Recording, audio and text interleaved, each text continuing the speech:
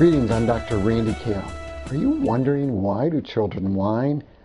I'm not talking about a typical whine. I'm talking about the whining that becomes constant, goes on and on and on, and you've tried everything.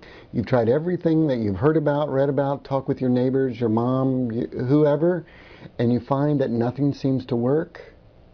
Are you frustrated, at the end of your rope, embarrassed, just absolutely fed up with this whining? And bottom line, you want to know, how do I get it to stop? I want to get this out of my home. Look, in working with thousands of parents over the past 20 years, I've developed an approach to working with behavior problems that will eliminate that whining in the next 3 to 7 days, guaranteed. Now, when I say that, you may be wondering, well, how do I know that it's true, that you can get rid of that whining in the next week? It's very simple. Whining is maintained by one of 3 factors. First, most of the time, whining tends to pull us into it, and our very efforts to make it better are making it worse. You notice that the more you step up your efforts to get rid of the whining, that when you step back and look at it, it actually starts to get worse. I teach you how to eliminate that mistake from your home and what to do differently.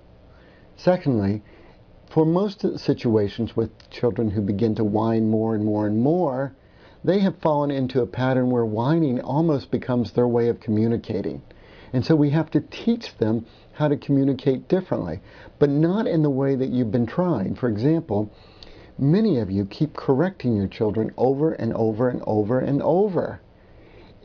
It doesn't work. If that worked, you probably wouldn't be watching or listening to me right now. So I teach you how to get out of that pattern where you keep correcting and set up your home environment so your children are in a situation, whether toddler or teen, where your children are in a situation where they can learn a different way of responding to you, a more responsible, a healthier, a better way so that they'll attract healthy peers, so that you'll want to be around them, so their siblings will want to be around them, so their teachers can tolerate them.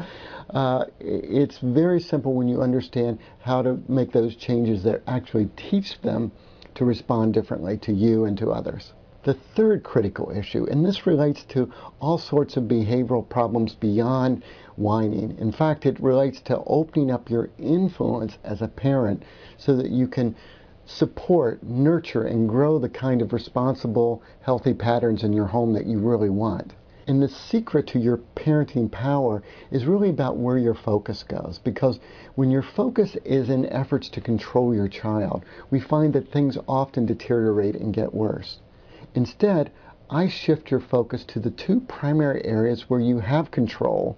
And once you've shifted your attention and energy to where you have control, A, your own actions, your own behavior, what you model, what you say, and secondly, your home environment, how you set it up, structure it, and run the activities of the home. When you gain a sense of how to use those to teach, to instruct, and to make sure that every situation becomes an opportunity for your child to learn how to drop the whining, to get rid of it, you'll see this amazing transformation over the course of days, literally. And the thing that you've been putting up with, that frustration, that embarrassment, that endless whining, gone in the course of the next week. I've seen it happen over and over and over again.